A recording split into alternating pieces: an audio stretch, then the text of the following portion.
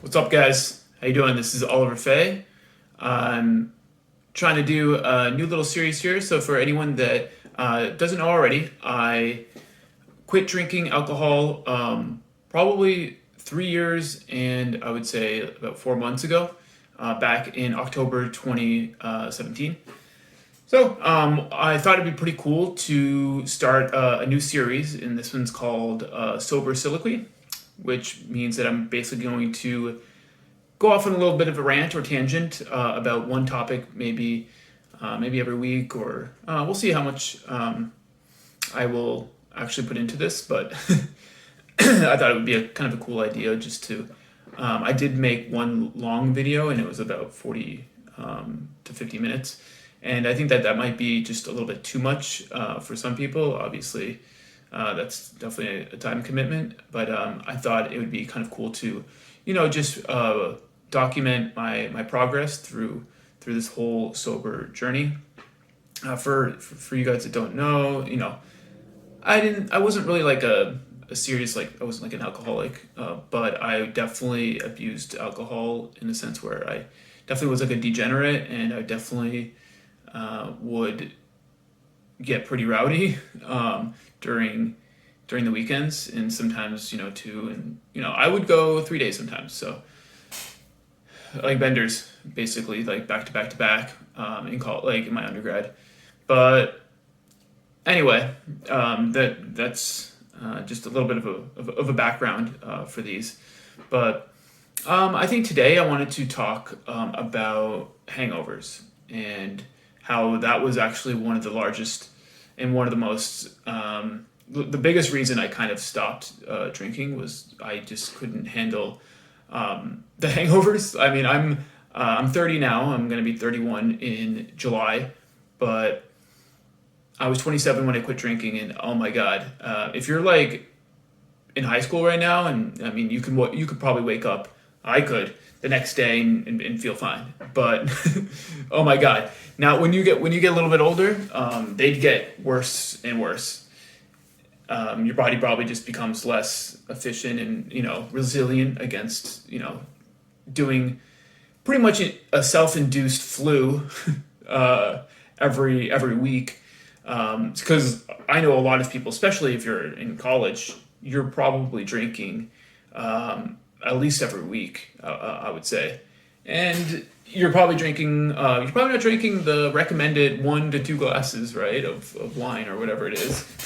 You're probably binge drinking like I used to.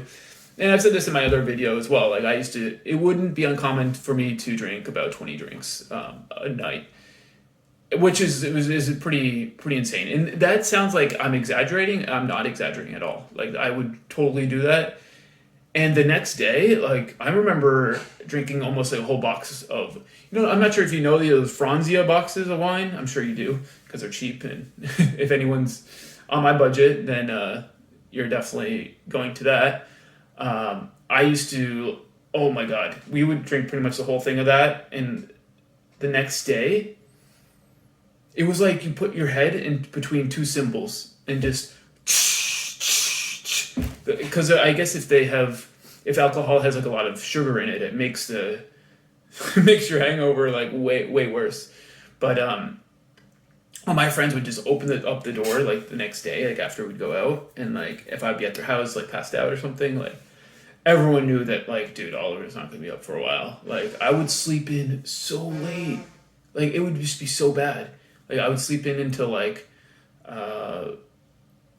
2, 3 o'clock. I remember, sometimes I would sleep in all day. Like literally, like I'd go out, get back at like 6, 7 in the morning, and I would sleep the whole day away basically. And like it would be like the sun was coming up or going down, and I would be like rolling out of bed.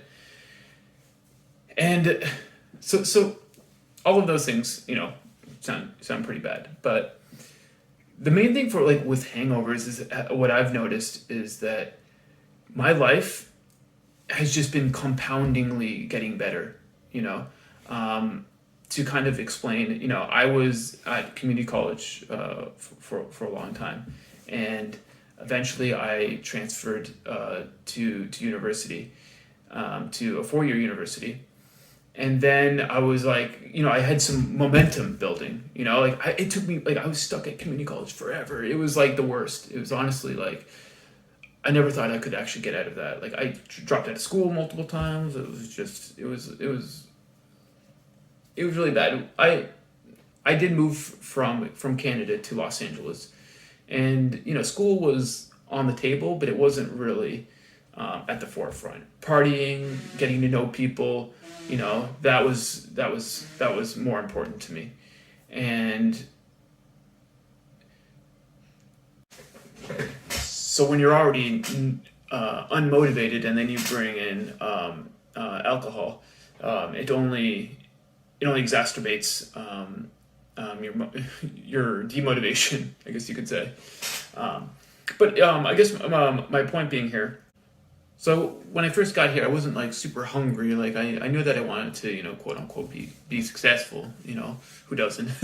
But I didn't really have that fire in me early on. So it really took me a while for that motivation to start building, and I guess it didn't start building until I finally transferred to university, and within there, like I was still drinking, but after like I think it was in 2016, I was at Cal State Northridge, and by 2017, I was already thinking like I'm definitely going to grad school. I'm definitely going to grad school, and like the motivation was building and the momentum was building, and drinking and the hangovers and just how unproductive I would be afterwards was getting in the way, and it was totally like I could totally feel it in my performance and my studying, and just I had a lot on my plate at that time. So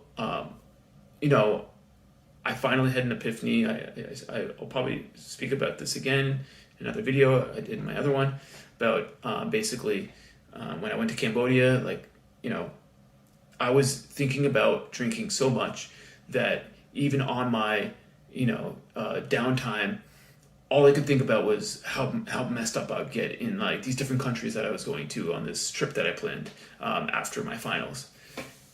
And that paved the way for me to now I'm in my doctorate program doing occupational therapy. And just when I look back at how much momentum I built, especially after me quitting drinking in 2017, like it's insane. Like when I think about every single day, every weekend that I'm not drunk or that I'm not hungover is just remarkable. Like I just like can't even express how clear-headed I feel. I literally never feel sick because I'm never hungover. Like that was the only time basically I'd get sick is when I would just be puking my guts out after a night out, and it's like you don't realize what you're doing to your body every single week, maybe multiple times a week. That could be totally preventable. It's actually when you think about it, it's a self-induced sickness every week, and the amount of progress I've made over these past several years, I know that I wouldn't even probably be like in a neutral point. I might just be like on a downward trajectory in terms of momentum, because momentum is so important. When you do something right, you build these habits, they keep building off of each other. And same with negative habits, like when you do something bad, like when you eat incorrectly, when you're eating like, McDonald's every day, like it's like you start eating that and then you're like, whatever, like I already ate it yesterday, and it's like, well, might as well just eat it twice today. And it just, it feeds onto itself. And I just believe that creating these good habits, it works in your favor. And hangovers just completely zap that momentum. You're building up. Like sometimes like these hangovers would last like 3 days. It's crazy. Like I would drink on Saturday night, and then Sunday I'd just be completely wrecked, and then Monday I'd be like, oh, I'm feeling kind of good, but I can do some work. but it wouldn't be until like Tuesday or even Wednesday sometimes. It seems crazy, but you would be shocked about how productive you can actually get when you can get up insanely early, do everything that most people are doing at 1 p.m. So it's all about momentum, and this is a way that you can really get ahead in life, and just being productive in the mornings and also on the weekends. It's a game changer, and just your quality of life. Honestly, you don't want to spend like a couple days out of your 7 days out of the week just feeling like you're gonna die. There's like, who is this? One comedian. She's really funny. I forget her name now. But she basically quit drinking, and she's like, I never want to feel like I'm like, the only time I want to feel like I'm dying is like when I'm actually dying. So it's true though. Like you feel so horrible, and that if there was one thing, there's probably like a million things that you could figure out to stop or cut down your drinking. But I think Hangovers would be a great place to start. So, all right, everyone. I don't want this to run too long. I wanted to make it a little bit shorter, but I think that if you want to create some momentum in your life, I would seriously consider cutting back. But a lot of people, and if you're like me, you need to completely stop drinking. So you don't need it. It's just a facade, and in reality, you have all the tools to be the best and to accomplish anything that you want with or without this drug.